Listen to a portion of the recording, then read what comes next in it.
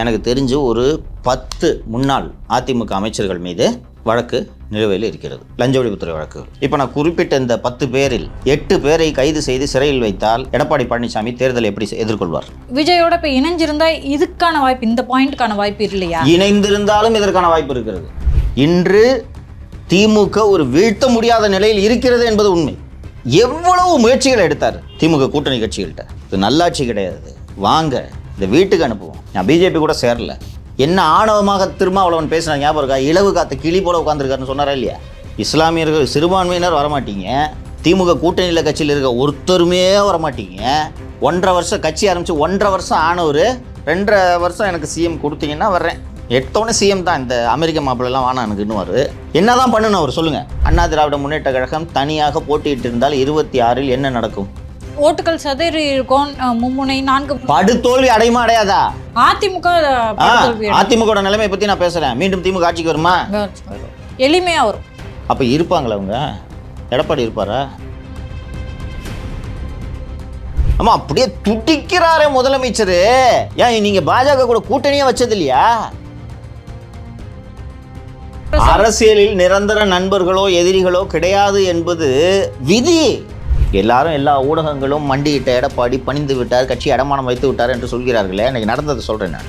அமித்ஷா வந்துட்டார், பிஜேபியில் தேர்தல் அறிவிக்கிறாங்க, தலைவர் பதவிக்கான தேர்தல். திரு அண்ணாமலை அவர்கள் எடப்பாடி என்னென்ன பேசினார்னு ஞாபகம் இருக்கப்பா உனக்கு? சரி, நீங்கள் சொல்வது போல் பிஜேபி கூட கூட்டணி வைக்க மாட்டேன்னு சொல்லிட்டு போய் இப்படி சேர்ந்துட்டாருங்கன்னா நீங்கள் அவர் கூட்டணி வச்சிருக்கக்கூடாது. ரைட். அதிமுக முன்னாள் அமைச்சர்கள் எத்தனை பேர் மீது லஞ்ச ஒழிப்புத்துறையில் வழக்குகள் இருக்கிறது? ஞாபகம் இருக்க பேரை சொல்லுங்கள். 8 பேர் மேலேங்க சார் இருக்கும். ஞாபகம் இருக்க பேரை சொல்லுங்கள். ஒரு விஜயபாஸ்கர் சுகாதாரத்துறை அவர் மேலே இருக்குது. 2 விஜயபாஸ்கர், எம்ஆர் விஜயபாஸ்கர், சி விஜயபாஸ்கர், தங்கமணி, வேலுமணி, கேசி வீரமணி, கடைசியாக அம்மன் அர்ஜுனன் யாரோ ஒரு எம்எல்ஏ. ஆமாம். எனக்கு தெரிஞ்சு ஒரு 10 முன்னாள் அதிமுக அமைச்சர்கள் மீது வழக்கு நிலுவையில் இருக்கிறது, லஞ்ச ஒழிப்புத்துறை வழக்குகள். லஞ்ச ஒழிப்புத்துறை வழக்கு நிலுவையில் இருந்தால் அமலாக்கத்துறை உள்ளே வர முடியுமா? முடியுமா? ஒரு எஃப்ஐஆர் இருந்தாவே வரலாம். ஆக்ட் இருக்குது, ஷெட்யூல்டு அஃபென்ஸ்னு இருக்குது. Prevention of corruption act is scheduled offence. வரலாமா? இப்போ நான் குறிப்பிட்ட இந்த 10 பேரில் 8 பேரை கைது செய்து சிறையில் வைத்தால் எடப்பாடி பழனிசாமி தேர்தலை எப்படி எதிர்கொள்வார்? சொல்லுங்கள். வேகமாக சொன்னீங்க 2 பேரும். இருந்தாலும் அவர் இப்படி பண்ணிடக்கூடாதுன்னு சொல்லுங்கள். இது பிஜேபி செய்யுமா செய்யாதா? இல்லை, அப்படியான ஒரு செய்தியை சொல்லிருப்பாங்க அப்படின்னா. செய்தியை சொன்னாங்க சொல்லன்றதை விட இதற்கான சாத்தியக்கூறுகள் இருக்கா இல்லையான்றது மட்டும் எனக்கு பதில் சொல்லுங்கள். ரொம்ப அதிகமாகவே இருக்குது. டவுட் இருக்குது சார். விஜயோட இப்போ இணைஞ்சிருந்தா இதுக்கான வாய்ப்பு, இந்த பாயிண்ட்கான வாய்ப்பு இல்லையா? இணைந்திருந்தாலும் இதற்கான வாய்ப்பு இருக்கிறது. இணைஞ்சிருந்தா வலிமை அதிகமாக இருந்திருக்கும். விஜய் ஒரு அலையன்ஸு, பிஎம்கே ஒரு அலையன்ஸு, தேமுதிக இதெல்லாம் சேர்த்தான்னா பெரிய கட்சி சிம்பத்தி தேடுவாங்க. அப்போதும் சான்ஸ் இருக்குது. அப்போது விஜயே போராட்டத்தில் இறங்குவார். கூட்டணி கட்சியை போட்டு நீங்கள் இந்த மாதிரி ஈடியை வச்சு பழி வாங்குறீங்க, திஸ் பாசிசம் ஃபெலோஸ் அப்படின்னு விஜய் பேசலாம், மக்களில் திரட்டலாம். விஜயும் இல்லை, உங்கள் கட்சியில் 10 பேர் ஜெயிலில் இருக்கான், என்ன பண்ணுவீங்க? அந்த சிறைக்கு செல்லும் அந்த 10 பேரில் எத்தனை பேர் பிஜேபிக்கு சென்று சேருவார்கள் என்று உங்களால் சொல்ல முடியுமா? இல்லை சேரவே மாட்டாங்கன்னு சொல்லுங்கள். பாதிக்கு பாதி பேர் தான் சேருவாங்க. எல்லாம் போயிடுவாங்கயா, மீதி பேர் ஜெயிலுக்கு போவாங்களா? கண் முன்னால் இதற்கான உதாரணம் தேசியவாத காங்கிரஸ் கட்சி மற்றும் சிவசேனா கட்சி இருக்கிறதா இல்லையா? எப்படிப்பட்ட கட்சியா? பால் தாக்கரே கட்சி எங்கே இருக்குது? மராத்தா ஸ்ட்ராங் மேன்னு சொல்லுவாங்க சரத்பவாரை. சொந்த தம்பி பையன் தானே? தம்பி பையன், சொந்த தம்பியின் மகன், சொந்த ரத்தம். ஜெயிலுன்னு சொன்னதுக்கே, ஜெயிலுக்கெலாம் போல அவர் சொன்னதுக்கே. சகன் பூஜ்பல் ஜெயிலுக்கு போனார், வந்தார், பாஜக வாழ்கன்னார்.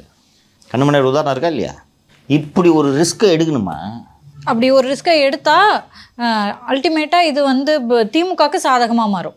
திமுகவுக்கு சாதகமாக மாறுவது அல்ல, அழிவில் சென்று முடியும். நீங்கள் இருக்கவே மாட்டீங்க. நான் இருக்க மாட்டேனாங்க சார். நானா அதிமுகவா? ஆமாம், பழனிசாமி மட்டும் உட்காந்துட்டு போகிற சேலத்தில், கரெக்டாக அவரே கை வைப்பாங்க. வைக்க மாட்டாங்களா? இன்றைக்கி சரத்பவார் மற்றும் உத்தவ் தாக்கரேயோட நிலைமை என்னங்க மகாராஷ்டிராவில்? சொல்லுங்கள் சார். Doubt sir. இப்போ இந்த மாதிரியான பாசிபிலிட்டிஸ்லாம் இருக்கும்போது பிச்சு கூறு போட்டுற முடியும் அதிமுகவை. ஆனால் வந்து ரொம்ப கம்மி சீட்டுக்கு தான் வந்து பிஜேபி எங்களோட கூட்டணி வச்சுக்கோங்கன்னு கேட்குறாங்க. இதுக்கான தேவை என்ன சார் இருக்கு பிஜேபிக்கு? இவ்வளோ பவர் வச்சுக்கிட்டு. பியூட்டிஃபுல் கொஸ்டின் சொல்கிறேன். நான் ஒன்றா விளக்குறேன். நான் இப்போ காஸ்ட் பெனிஃபிட் விளக்கிட்டு இருக்கேன். சரியா? இப்போ அது முடிஞ்சிச்சா? இப்போது இதே திரு பழனிசாமி சரி தான் அண்ணன் தண்ணி புழங்கிட்டான், கை நனைச்சிட்டான் வீட்டில். அங்கே ஒருத்தன் திருட்டு நிற்கிறான், அவனை ஒன்றுமே பண்ண மாட்டீங்க என்று சொன்னால், தம்பி டாமி அவுத்து அந்த போட்டு விடுன்னு சொல்லுவாங்களா மாட்டாங்களா? நடக்குமா? நடக்காத. எந்த ஷா வந்தாலும் தமிழ்நாட்டை ஒன்றும் செய்ய முடியாதுன்னு சொல்கிற ஒரு தூக்கி உள்ளே போட்டா, இன்று திமுக ஒரு வீழ்த்த முடியாத நிலையில் இருக்கிறது என்பது உண்மை. எவ்வளவு முயற்சிகள் எடுத்தார் திமுக கூட்டணி கட்சிகள்கிட்ட. இது நல்லாட்சி கிடையாது, வாங்க இந்த வீட்டுக்கு அனுப்புவோம், நான் பிஜேபி கூட சேரல, வாங்க. அதாவது திமுக கூட்டணியில் இருக்கிற எல்லா கட்சிகளுக்கும் சொன்னார். என்ன ஆணவமாக திருமாவளவன் பேசினா ஞாபகம் இருக்கா? இலவு காத்த கிளி போல உட்காந்துருக்காருன்னு சொன்னாரா இல்லையா? இஸ்லாமியர்கள் சிறுபான்மையினர் வரமாட்டீங்க, திமுக கூட்டணியில் கட்சியில் இருக்க ஒருத்தருமே வரமாட்டீங்க. 1.5 வருஷம் கட்சி ஆரம்பித்து 1.5 வருஷம் ஆனவர் 2.5 வருஷம் எனக்கு சிஎம் கொடுத்தீங்கன்னா வர்றேன். எடுத்தோடனே சிஎம் தான், இந்த அமெரிக்க மாப்பிள்ளெல்லாம் வானா எனக்கு இன்னும் என்ன தான் பண்ணணும் அவர் சொல்லுங்கள்? கட்சி காப்பாற்றிட்டாரா? கட்சிக்கு இருந்த இன்டர்னல் சேலஞ்சை பூரா காலி பண்ணிட்டாரா? நீங்கள் இப்போ சொன்னதன்படி இந்த கூட்டணி கட்சிகள் விஜய் அவர்கள்லாம் பொறுப்போடு நடந்து இவரோட கூட்டணி வச்சிருக்கணுமா மக்களுக்காக? இங்கே பாருங்க மாலதி, அல்டிமேட்லி யாரும் உங்களோட எதிரின்றதை முடிவு பண்ணிவிட்டு அந்த எதிரியை வீழ்த்துவது தான் உங்களுடைய நோக்கமாக இருக்க வேண்டும். ஒற்றுமை ஆகாமல் மீண்டும் மீண்டும் நீங்கள் பலவீனம் ஆகிட்டு பண்ணுறது எந்த மாதிரியான ஸ்ட்ராட்டஜின்னு நான் கேட்குறேன். இந்தியா அலையன்ஸ் எடுத்துக்கலாம். நீங்கள் எல்லோரும் ஒன்றா சேர்ந்து ஃபேரான சீட் அட்ஜஸ்ட்மெண்ட்டில் ஃப்ளெக்சிபிளாக இருந்து நீங்கள் பண்ணியிருந்தீங்கன்னா நிச்சயமாக 2024 பிஜேபி வீழ்த்தியிருக்க முடியும். நாங்கள் லோக்சபாவில் கூட்டணி, கேரளாவில் 2 பேரும் சண்டை போட்டுக்குவோம், வெஸ்ட் பெங்காலில் 2 பேரும் சண்டை போட்டுக்குவோம், பஞ்சாபில் 2 பேரும் சண்டை போட்டுக்குவோம், டெல்லியில் சண்டை போட்டுக்குவோம். என்ன மாதிரி அலையன்ஸ் இது? என்னாச்சு ரிசல்ட்டு? ஒற்றுமை இல்லைன்னா நம்ம அனைவருக்கும் தாழ்வே, அதுதான் நாங்கள் சார் நடந்திருக்கு. Ultimately look Malathi, ultimately the aim is to win. இதுதான் பிஜேபியோட விஷன். இப்போ நீங்கள் கேட்ட கேள்விக்கு வரேன். கேட்டிங்கல்ல, எதுக்கு சார் கம்மி சீட்டுக்கு ஒத்துக்கணுன்ட்டு? இவங்க எல்லாரும் இங்கே தமிழகத்தில் இருக்கக்கூடிய பாரதிய ஜனதா கட்சி தலைவர்கள் 80 சீட்டு 2 துணை முதல்வர் என்று பேசிக் கொண்டிருக்கிறார்கள். எழுதி வைத்துக் கொள்ளுங்கள், 25 சீட்டுக்கு மேலே பிஜேபி கிடையாது. அந்த 25ல் ஓபிஎஸ் எல்லாம் அடக்கம். என்கிட்ட அனுப்பாதுன்ட்டார். இந்த பக்கிட்டு இந்த பழப்பழக்காரர் வரக்கூடாதுன்ட்டார். டிடிவி தினகரனுக்கும் அந்த 25 சீட்டில். நல்ல கேள்வி. டிடிவி தினகரன் அதிமுகவோடு கூட்டணி வைப்பார். சமீபத்தில் செல்வி ஜெயலலிதா அவர்களின் படத்தையோ கட்சி கொடி நிறத்தையோ பயன்படுத்தக்கூடாது என்று அமமுகவுக்கு எதிராக தொடர்ந்து இந்த வழக்கை அதிமுக வாபஸ் வாங்கியது செய்தி பார்த்தீர்களா? வாபஸ் வாங்கிட்டாங்க. தேல் ஜாயின்.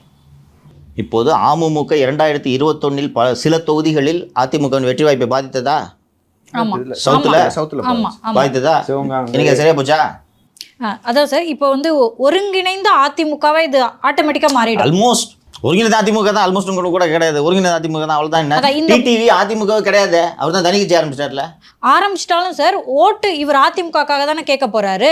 அதிமுக பேரை சொல்லி கேட்பாரு. இல்லை, அதிமுகவுக்கு ஏற்கனவே அந்த ஓட்டை மீண்டும் அது கொண்டு வரும் ஆச்சுங்களா? இப்போ நீங்கள் சொல்லியது போல என்ன கொடுத்த வாக்கை மீறி விட்டாரே, 26ல் கூட்டணி இல்லை என்று சொல்லிவிட்டு இப்படி வைத்து விட்டாரு அப்படின்னு விஜய்க்கு 2.5 வருஷம் சிஎம் கேட்குறாரு. சரி, விஜய்க்கு கொடுக்க முடியாதுப்பா, பாமக வராது, அவங்க வியாபாரம் தான், தேமுதிக முறுக்கின்னு இருக்குது, ஓகேவா? அப்போது அண்ணா திராவிட முன்னேற்ற கழகம் தனியாக போட்டியிட்டு இருந்தால் 26ல் என்ன நடக்கும்? ஓட்டுகள் சதறி இருக்கும். மும்முனை 4 படுதோல்வி அடையுமா அடையாதா?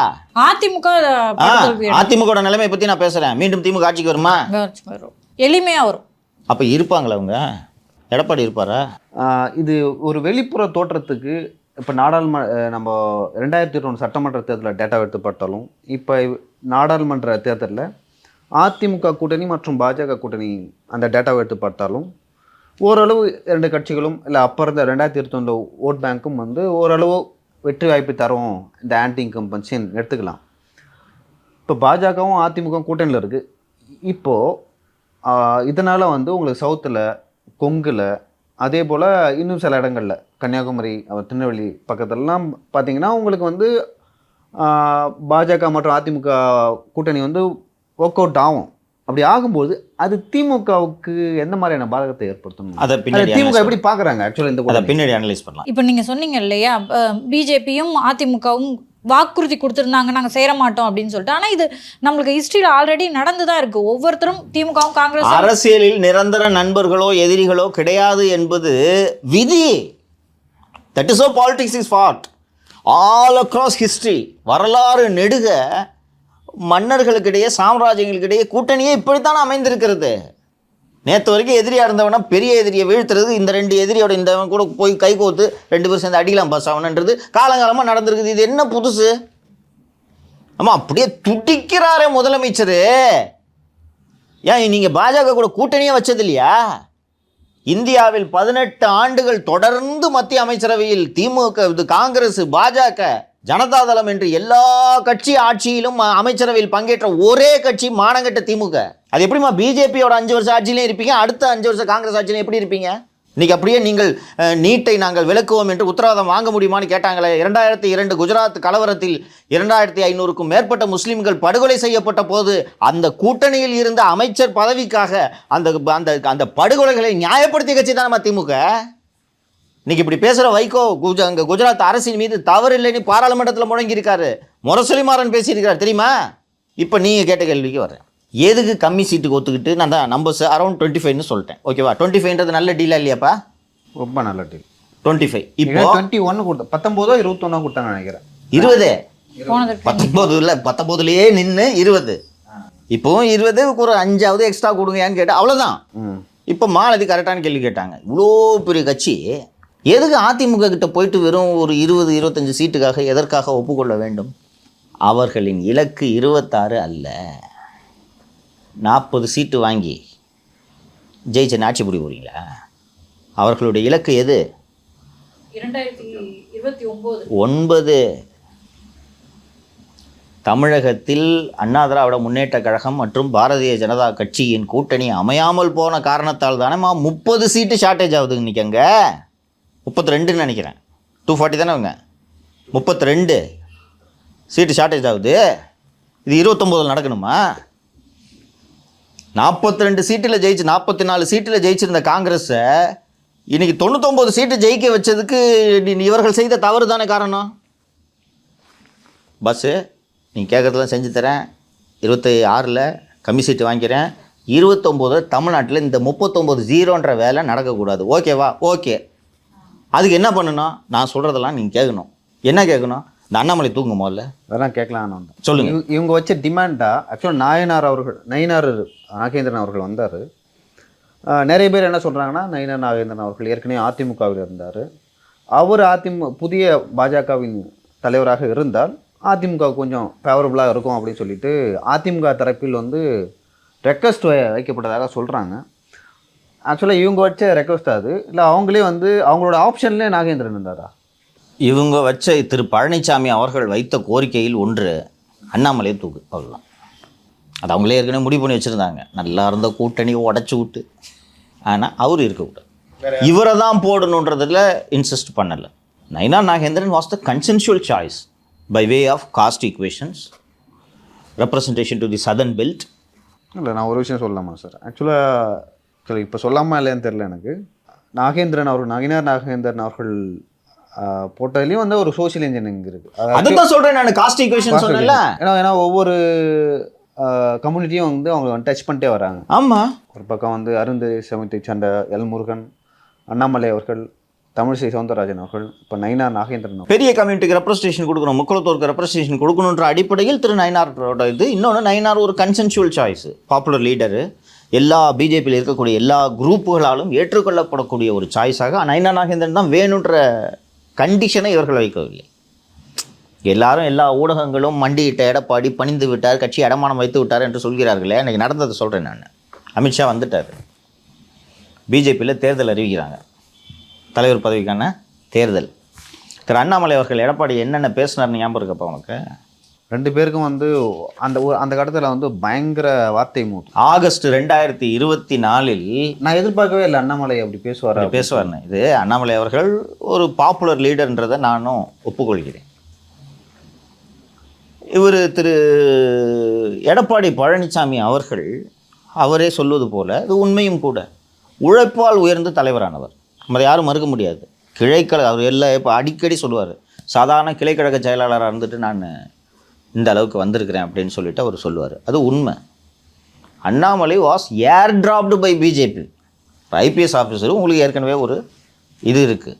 அங்கேருந்து வந்து நீங்கள் ஒரு வார் ரூமை வச்சுக்கிட்டு நீங்கள் மாபெரும் தலைவர் என்ற பிம்பத்தை உருவாக்கினீர்கள். ஆனால் எடப்பாடி பழனிசாமி உள்ளபடியே 4.5 ஆண்டுகள் போராடி இந்த கட்சியின் பொதுச் செயலாளராக வந்தார்.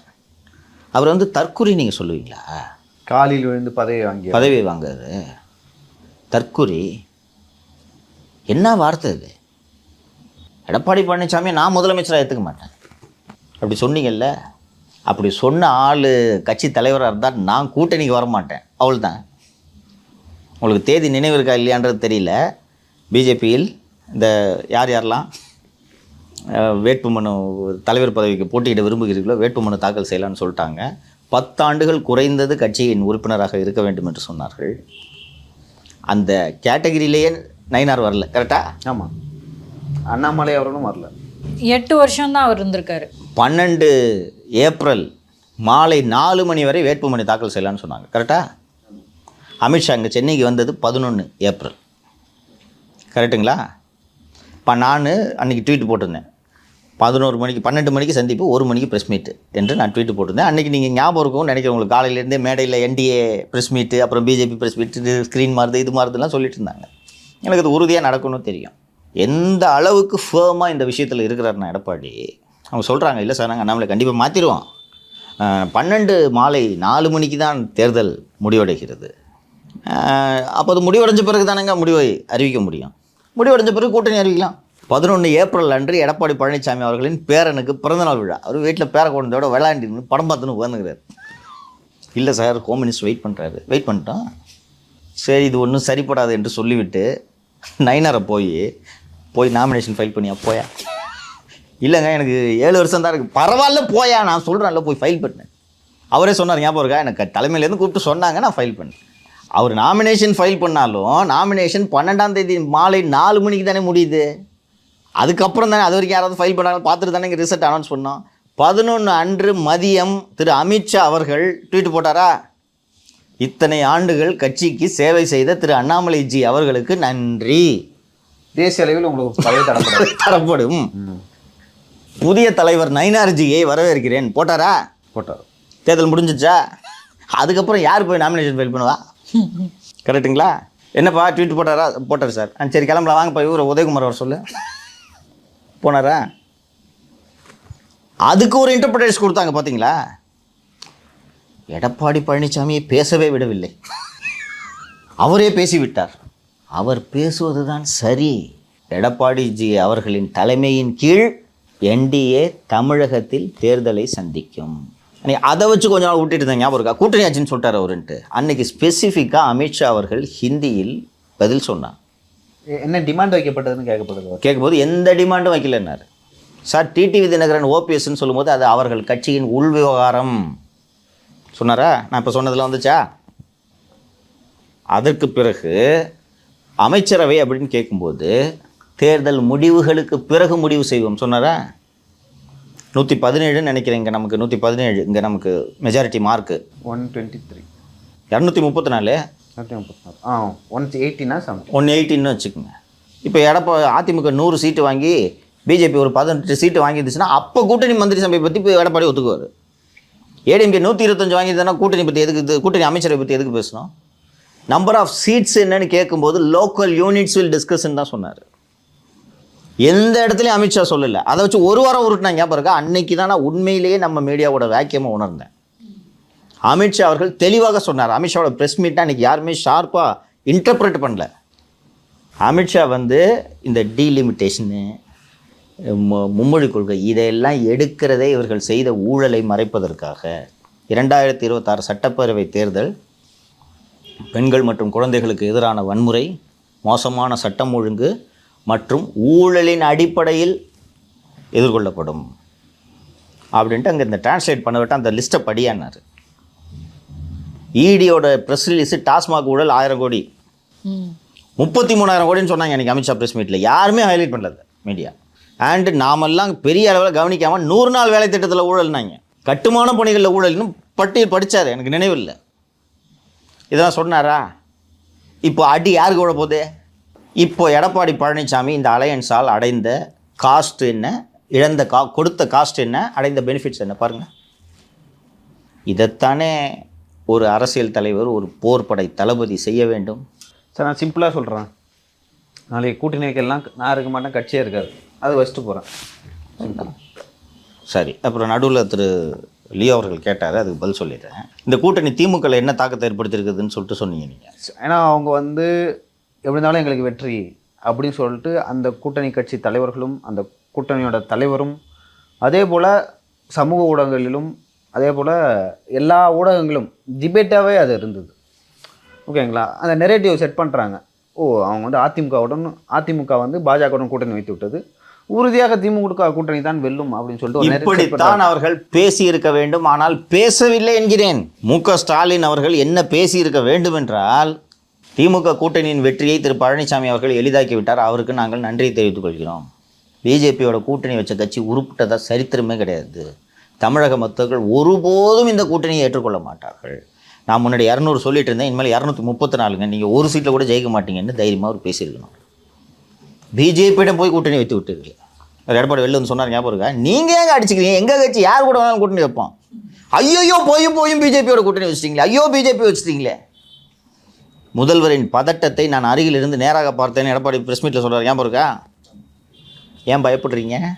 பிஜேபி என்ன பண்ணும், சரி தவறுக்குள்ளெல்லாம் நான் போகல, இடி நியாயமாக நடந்துக்குதாக்குள்ளெல்லாம் நான் போகல. அப்படி பார்த்தா ஏடிஎம்கே ஆளுங்க மேலே கூட தான் கேஸ் போடணும், அதை தவிர்க்கிறதுக்கு தான் கூட்டணி வச்சு. One of the reason. சரி, திமுக ஆளுங்களை மடிச்சு பிடிச்சி போடுறாங்களே, நியாயமானு கேட்டால் பொய் வடக்கு ஒன்றும் இல்லையே. அரசியல் இதானப்பா பண்ணணும். காங்கிரஸ் வந்து கூட்டணியில் இருக்கும்போதே உங்களுக்கு பண்ணுச்சு.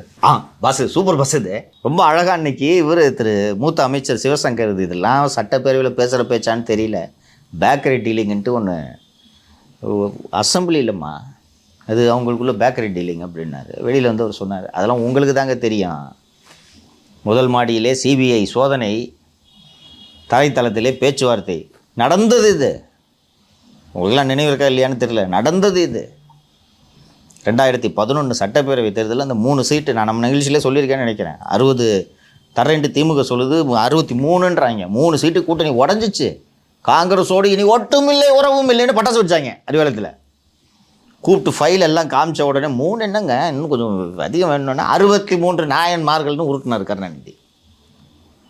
நீங்கள் பண்ணலையா அதை? ஸோ மிரட்டி கூட்டணி வச்சுருக்காங்க, அதானே சார்? ஆமாம்மா, பட்டாசு வெடிச்சாங்க மாலதி, எனக்கு நினைவு இருக்கு. என்னன்னா ஞாபகம் இருக்கா? ஈழப்போரை ஒட்டி நாங்கள் இவ்வளோ நாள் உங்களுக்காக நாங்கள் உங்கள் பாவத்தை நாங்கள் சுமந்துக்கிட்டு இருந்தோம். ஈழத்தமிழர்களை கொன்று குவித்த கட்சியோட இனி கூட்டணி இல்லை. பட்டாசு வெடிச்சாங்க அறிவாலயத்தில். 2 நாளில் 63 நாயன்மார்கள்னாரு. நீங்கள் பண்ணல, இதை விட அசிங்கம் வேணுமா? நீங்கள் கூட்டணியில் அங்கம் வகிக்கக்கூடிய கட்சி உங்கள் கட்சி தலைவரின் மனைவியை மேல்மாடியில் விசாரணை செய்து கொண்டிருக்கிறது. கீழ்த்தளத்தில் அதே கட்சியோடு பேச்சுவார்த்தை நடத்துவதை விட அவமானம் அது. ஸோ இப்போது பிஜேபியோட எய்மு 2029. அவங்க இந்த சட்டமன்ற தேர்தலில் ஒரு பொருட்டாகவே எடுத்துக்கல.